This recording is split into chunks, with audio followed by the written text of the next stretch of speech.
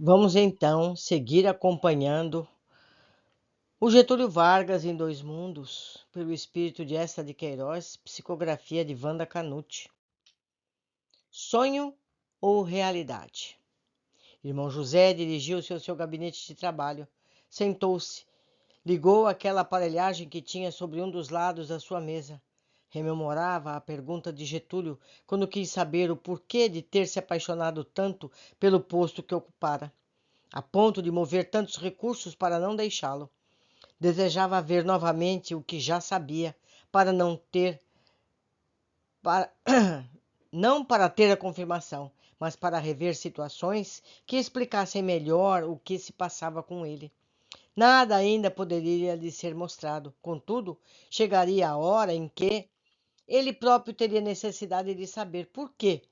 Aquelas imagens estava a explicação de muitos fatos ocorridos em sua vida.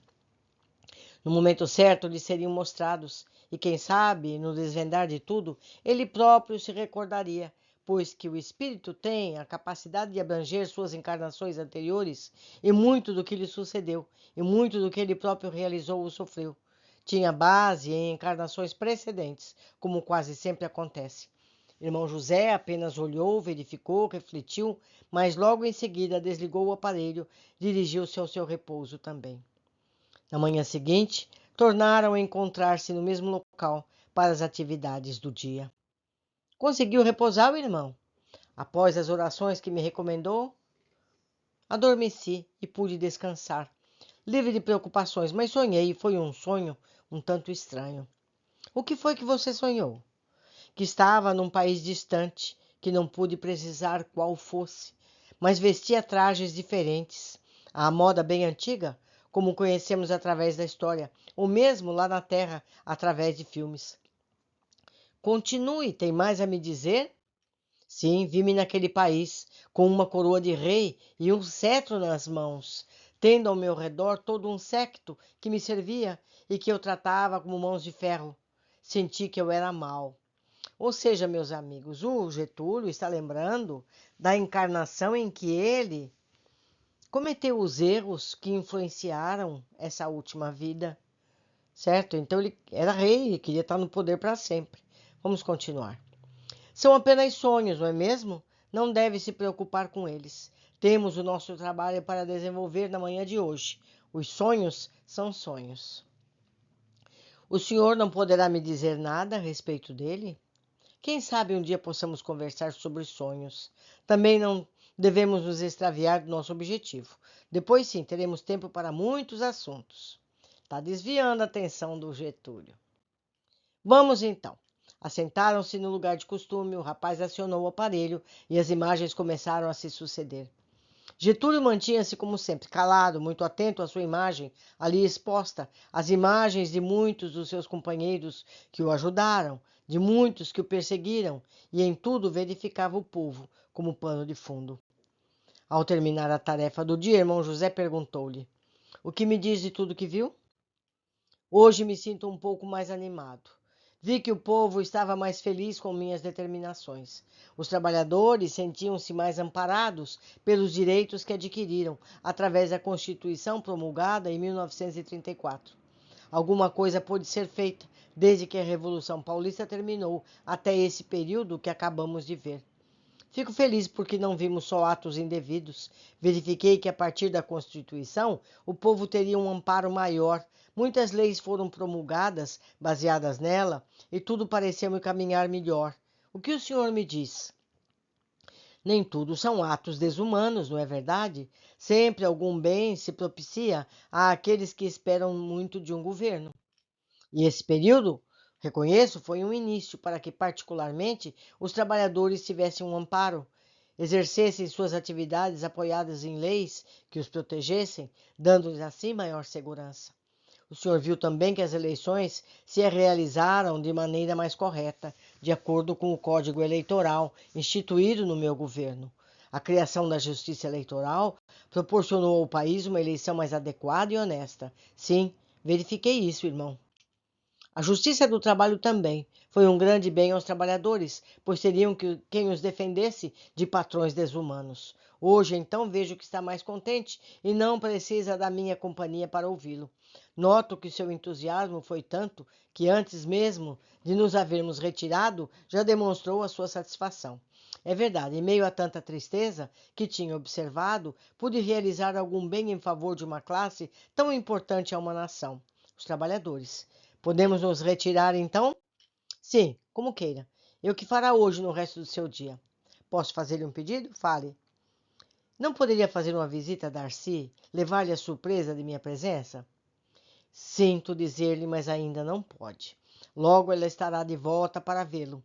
Utilize o tempo para ler, aprimorar seus conhecimentos. Vá à biblioteca, ou passeie. Há muito em que se aplicar para o seu próprio aprimoramento. Todo o tempo que tivermos disponível e não utilizarmos para nós, estaremos desperdiçando oportunidades valiosas para o nosso progresso espiritual.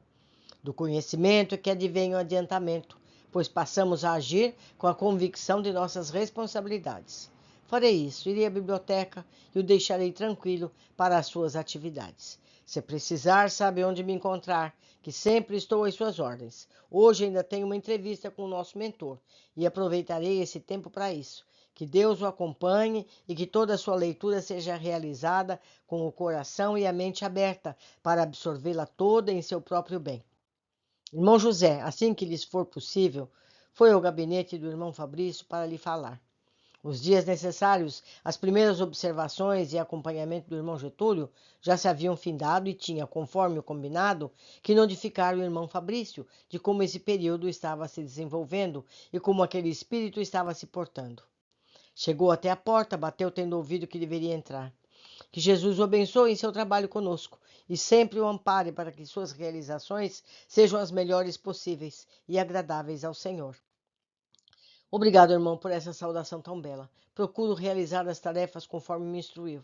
Tenho acompanhado Getúlio, não só na visualização de sua vida, como também após, se necessária orientação, um apoio. Muito bem, você já me adiantou alguma coisa do que iria lhe perguntar, e agora só me resta saber como ele tem se portado diante do que tem visto. O senhor sabe que vemos à nossa frente as nossas realizações e, ao termos consciência do que prometemos, nem sempre ficamos satisfeitos por averiguar que os planos se afastaram da concretização na Terra. Isso é verdade, mas quanto àqueles que estão nessa atividade conseguem perceber a distância entre as promessas e as realizações, já há algum progresso. Ele tem percebido bem isso, tem se preocupado, entristecido até pelo que vê e pelo que recorda. Nesses momentos, eu tenho acompanhado as suas reflexões posteriores à visualização, como também sustentado e orientado dentro do que me é possível, de acordo com meus conhecimentos. Isso mesmo, façam, pois sempre que puder, anime-o, estimule-o para que chegue até o final, porque o irmão sabe o quanto ele permaneceu no seu posto e o que fez para permanecer, e com isso os compromissos que assumiu. Sim, estou a par de tudo e tenho me esforçado a fim de que ele não fique muito abalado, mas sempre fazendo-o ver as suas responsabilidades, mesmo que às vezes ele procure encontrar uma justificativa para algum ato infeliz. Continue na sua abençoada tarefa. Creio que, de nossa parte, estamos conseguindo ajudá-lo. Está bem, mas antes de me retirar, quero notificá-lo que algo que ele me contou pela manhã. O que foi de tão importante? Quando chegamos, disse-me que havia sonhado e contado o sonho. Não sei se me preocupei ou se está na hora que ele fosse tendo algum vislumbre do seu passado mais remoto. O que sonhou nosso irmão?